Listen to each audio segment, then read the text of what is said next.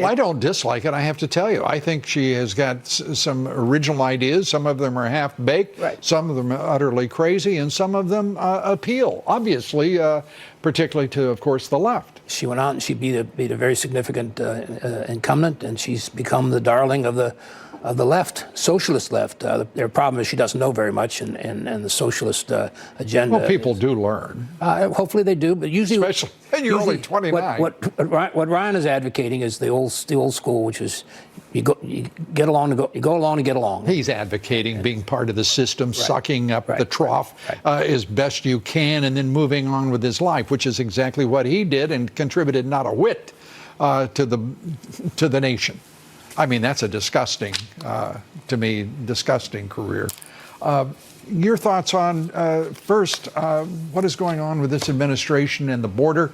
The president declares a national emergency 46 days ago. And I've got to say, I can't speak to what we discussed, but I talked, and I don't think there's any secret about it, with Secretary Nielsen. We had a very straightforward and pleasant talk.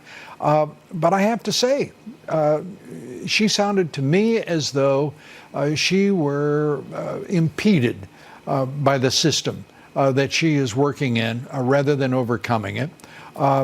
And I can't honestly judge how much is her fault and how much is not. But I do know this, that government is not moving with urgency at all. She runs the biggest agency in government. She needs to be tough, needs to crack the whip. She needs to implement what the president has talked about, because that's really the legacy. The Trump legacy right today is the economy and getting that wall and securing that border. The rest of the stuff doesn't matter at this point in time. Yeah, let me say this. This president, in every respect, in foreign policy, in domestic policy, you name it, this president made promises in 2016, and he delivers. Promises made, promises kept, except when it comes to illegal immigration and when it comes to border security. And that is a horrible, worsening vulnerability for this president, a glaring electoral burden facing 2020. I think it is, that's the reality of the politics.